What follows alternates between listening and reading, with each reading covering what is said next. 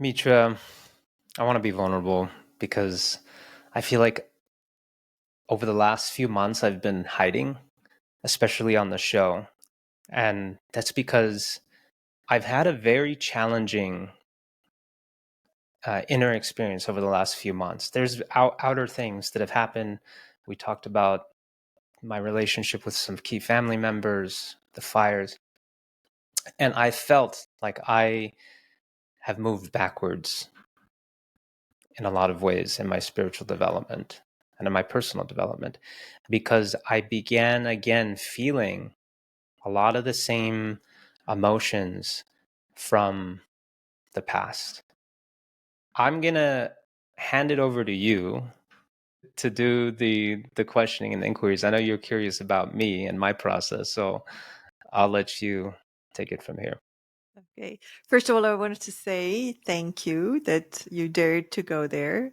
I know we were talking about what to talk about, and you picked this, which is quite challenging right now for you to go there. That's one. And two is I was going to say welcome to humanhood if you go backwards, because I don't know any, definitely not myself, that I don't go backwards on any given day. But how we interpret it is important. I actually can tell you one of the reasons that you are thinking you're going back could be, in my view is, but it could be that you are shedding more light, hence you're seeing more things that you want to remove. So when it's dark, I just thought I had to clean my desk. And now that I turned on the light and the sun is shining, I realized, oops, I think my little, table there. And by the way, that chair here and the carpet on the floor, they all need cleaning. You see? So it wasn't that I'm going backwards and, oh my God, I had one and now I have three to clean up. The fact is there is more light. So I want you to also give that a chance. I'm not saying it's always like that, but sometimes it is like that I'm having more light in my awareness. Hence, I'm seeing more things because, in ignorance, it's so easy. If you tell me there's something wrong, I actually get upset and attack you and say there's something wrong with you. I'm a complete human being. It Yeah. is only in light that I can see there is some things that I would like to work with. It's interesting because a part of me, the wiser part of me recognizes that. And it has been a lot of part of the dialogue that I've been having with myself is, this is what, if you commit yourself to personal growth and as you progress, you're going to be able to, your bandwidth to handle the deeper things that you have that you got to work out within you is going to be higher. And the deeper things, they're heavier. Yes. They're more difficult, right? Yeah. Yes. And what I noticed though is that I have been trying to manage how others perceive me. To a large extent, I have compassion for myself Mm. and what I'm going through. And there is this experience that I have of just the fear of what others would think of me. And so that's clearly a part of myself that I have to work out is this attachment to how others perceive me. And despite, all of the light I have shined on that aspect, it is still some part of me that has held on this desire to be accepted, to be loved, and this belief that it needs to come from outside of me. Yeah. The most difficult other is the other who lives rent free upstairs in your head.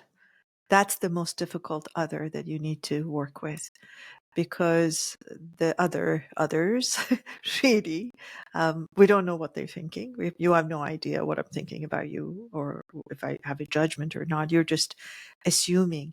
And the problem is, once you go through the judgment of the guy who lives rent free upstairs, then everybody is judging you and everybody thinks you're not good and everybody. So it goes to a difficult place.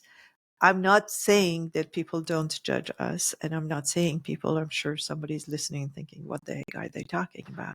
And that's fine, but I can handle that once I work with the person who lives within me that has the most difficult judgment and the harshest judgment about me. I always say the way we think and behave towards ourselves, if we did it with others, they either leave us or sue us if you live in California. So that's the difficult person. So let's leave the people alone and let me ask you, what do you think about yourself? What does that guy say about you? There's the wiser self, and then there's the smaller self, Tell right? us, inform us, So introduce us to both the of them. the the wiser self is very compassionate and loving, and I touch that often. And yet this smaller self um, reminds me of a pain that is so strong and visceral within me, and that it's a pain, and there's a big fear associated with it, and it's so strong. And so the smaller self is the way I experience it right now is I don't hear it necessarily putting me down or saying that I'm bad. I hear it saying, you don't want to go there because you know what happened before. You don't want to risk it because if you do, then you're going to experience a lot of pain like you did before. And we've talked about this before. My experiences with being humiliated in front of people, my experiences being bullied, the pain that as a child I had felt, deep pain. And so it's the fear. What I experience is more of, it's just this fear, almost terror, I would say. If I don't manage how others perceive me, that I can be vulnerable and I'll feel that pain again, you know? And yeah, I'll just stop there for now. Yeah. No, that's very, very human. I can completely relate to that.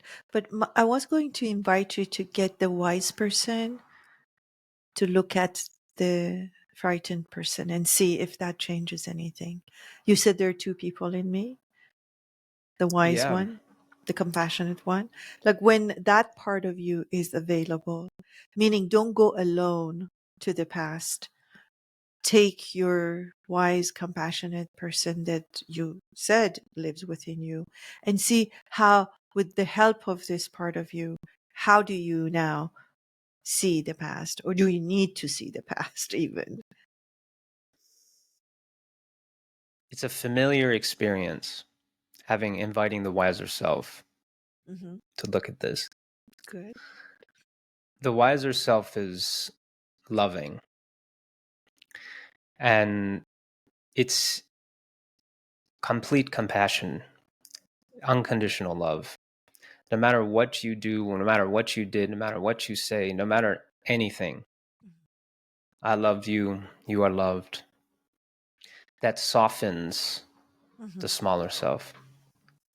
It creates a sense of safety and security. And so there's this opening, where there's this constriction, this tightness, this holding, this wanting to control, right? Hmm. That frightened self. It begins to soften, and invariably when it softens, I feel in love, and tears come into my eyes, and there's a relief. With that relief comes clarity, Hmm. right? Which is like, oh, what was I afraid of? I don't know. Like, actually, no, that's silly that I would be afraid of anything. And so there's this clarity, right? But then it seesaws, you know? Sure. Then, depending on, what life circumstances, whatever, that smaller self, that fearful self will come up again.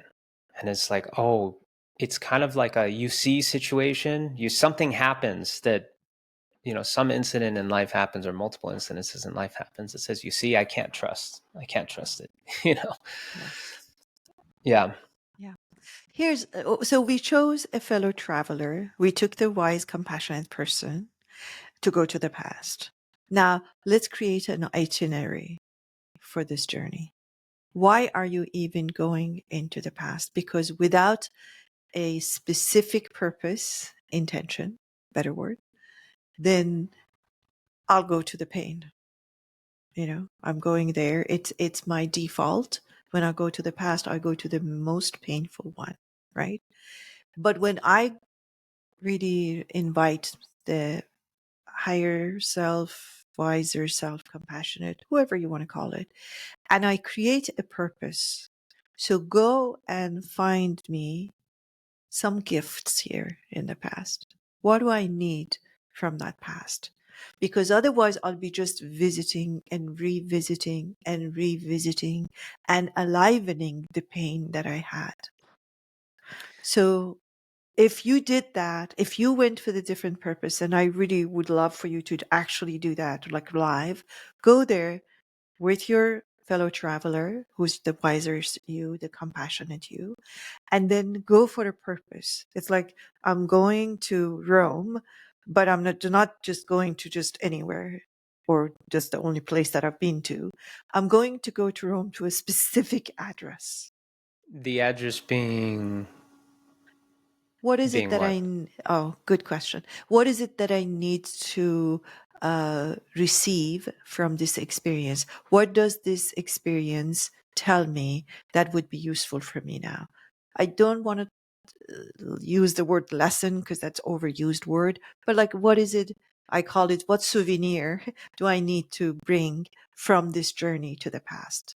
Very specific. So it's really interesting because I actually don't think about the past. I'm not reliving anything in the past. I'm not reliving experiences that happened or whatnot.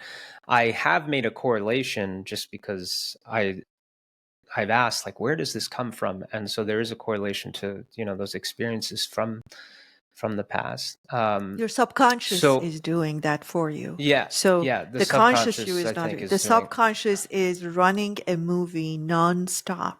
So Yeah, yes, you, the conscious you hasn't, but the subconscious you that has no idea. It is sub, it's under, it's like under the conscious. You can't see it. It's running the show and it's running the movie nonstop, hence keeping the fear very alive in you. So let's go there. yeah. Yeah, so the address is the sensation or the, some memory that comes to mind. Whatever that comes first to your mind. Maybe around this fear of what people think of me, maybe, I don't know, whichever feels comfortable for you. But I want you to be intentional about the Sure. address and the uh, why you're going there. Sure. So let's see. I'm doing a variation of this on my own, so it's becoming clear to me quite quickly. This terror of feeling cut off from love, the experience of, or the imagination, because a part of me, the wiser self, knows that it's impossible to be cut off from love, but some part of me actually experiences and believes that I can be cut off from love. And the pain of that is just so immense. And so there's all of these protection mechanisms, all of these layers upon layers upon layers, you know? And it's like, as I unravel with my hands, I'm showing and unraveling some of them, there'll be an opening and then they come back, you know?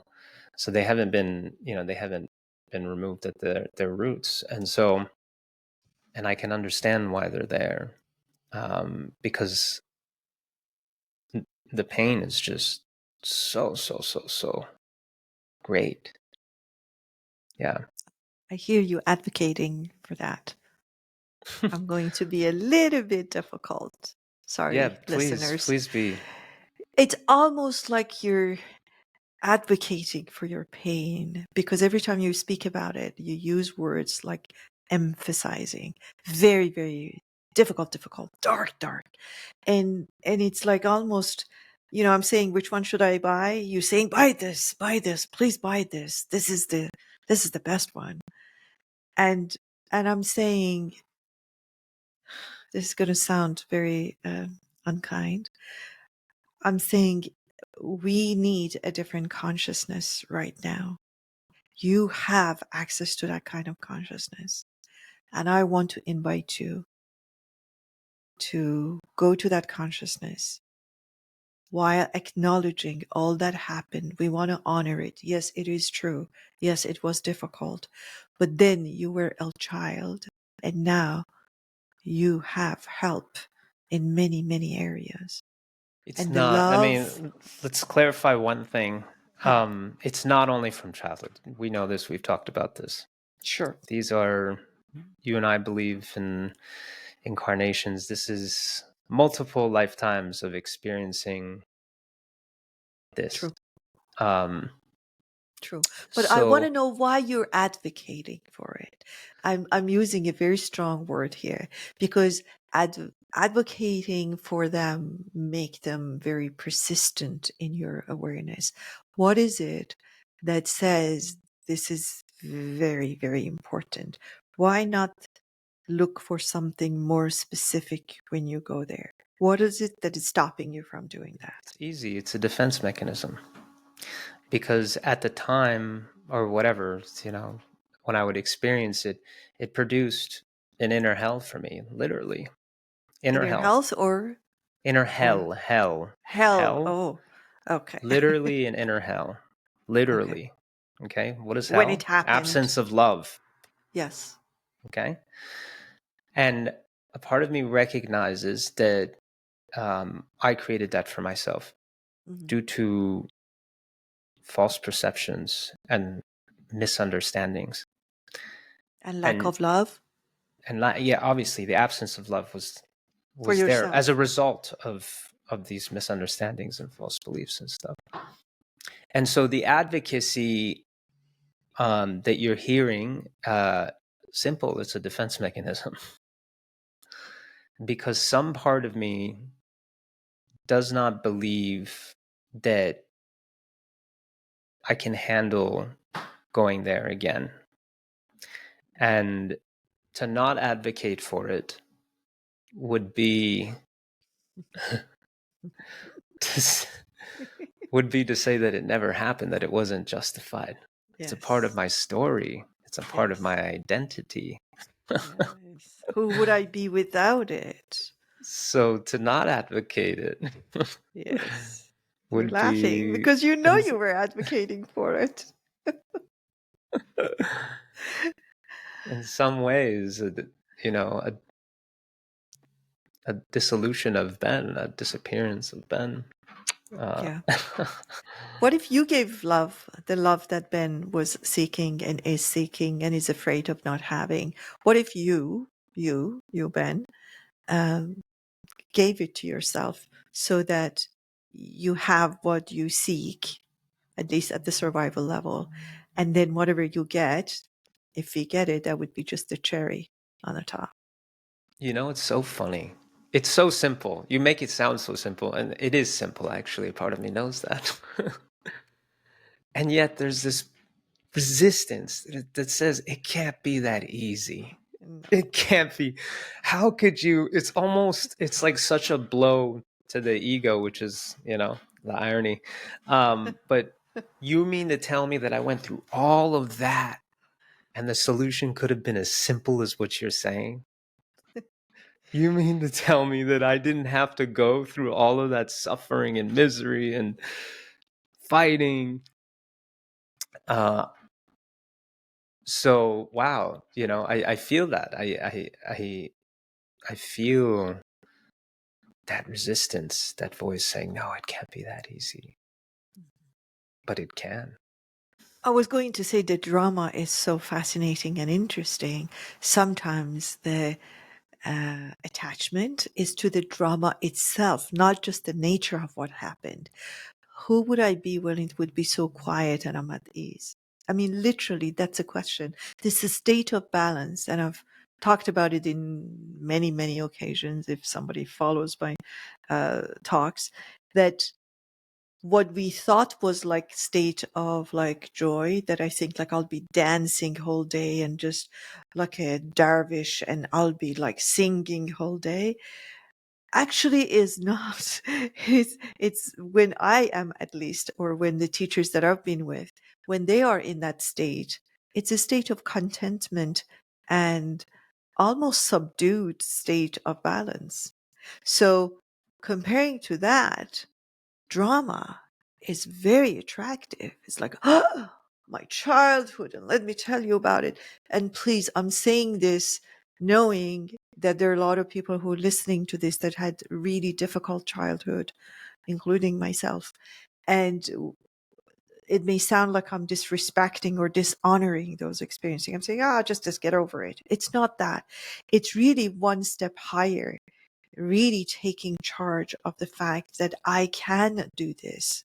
I actually can.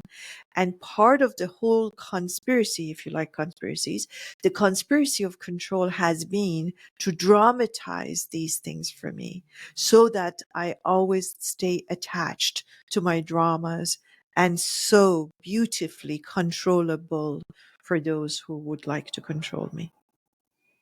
Yeah. You know, what you're talking about, it's a matter of willingness. You know, for someone who's going through it like myself, it's like it's so easy to say that I can't help it. It feels like out of my control. It's happening to me. Yes. And what you're saying is like, no, it's a willingness. It's a choice. Yes. And in a way, we're choosing to experience the drama in a very, very subtle way. Yes. It's hard to see that. And I see that. When you share that, I see that part of me that is feeding off of the drama, that gets a joy out of the highs and the lows, the pridefulness as well, Wow. because there's a big pridefulness in me, the pridefulness of I'm going to create the drama and I'm going to try and get myself out of it, Mm. Oh, which is wow. impossible, right? It's actually not possible, right? Wow. And to surrender to something greater to me, to love, which I've experienced, I've gotten doses of that instantaneously undoes it, and the recognition that it's a choice, that in any moment I can choose to let it all go, and it just crumbles. I've witnessed that possibility is there for me, and there's a part of me that feels like it's not ready to let go. It doesn't. It's a pridefulness. It's like, no, I can't give up. Mhm. I'm gonna figure this out. But it's also feeding off of the drama at the same time. Yeah. You know. Yeah. It's almost like we've told the story about ourselves, and now we're going to do everything we can to hold to that story. It's like, I'll be damned if I let go of that story. It's a story that I've said. I was a victim. And I think that was the biggest crime when they took away, and I mean it, when they took away and when we allowed them to take away our choice, we almost were swearing and saying, expressing our dedication to our victimhood. It's like, take Mm-hmm. my choice away, and forever I will be at your service. Because if I'm not thinking about this drama, I'm going to make another drama. And I'm keeping all these dramas and hence experiencing traumas alive for me. I'm keeping it alive almost unknowingly, but on an ongoing basis. It is alive. I am walking the streets of life as that child, as that adult that went through those things. And let's talk about frequency, because you and I also believe in that. Walking the streets of life with that frequency is bound to bring more of the same for me. We know that. And that's been the case. I come in knowing or expecting that we're going to have a fight. So, one way or another, either I start it or I provoke you to start it, and we're going to start having fights. Because that was my very hidden but very strong energetic intention. I expected it to happen, and it happened. Not only you expected, you wanted it in a very Yeah, subtle way. You wanted it to happen. exactly. because I'm honoring my childhood experience. You know, I was a victim. I was bullied. I mean, your story. I was bullied, and I'll be damned if I let that one go. So I was bullied for nothing. Let me give it some importance. Let me showcase it in my life. And we think that's the way to honor our experiences. Whereas true honoring is resolving and dissolving and moving forward and not being a victim to any bully, including the bully that lives within us. Mm. I would love to hear what our listeners think about this. I want to hear about all the bullies within and without, and how different people work with different dramas and traumas. Yeah, me too. Leave your comments, send us a message. We'd love to hear about it. Thank you, Ben, Thank for you, taking us Mitra. there. Thank you for facilitating and being such a loving presence. And we shall see how it unravels. To be continued. Definitely. Until next time. Thank you so much for tuning in today. For a list of the links and other resources referenced in this episode, check out the podcast description. If you're benefiting from our podcast, we'd love if you could help us reach more people by subscribing. Your support means the world to us. From our hearts to yours, we thank you.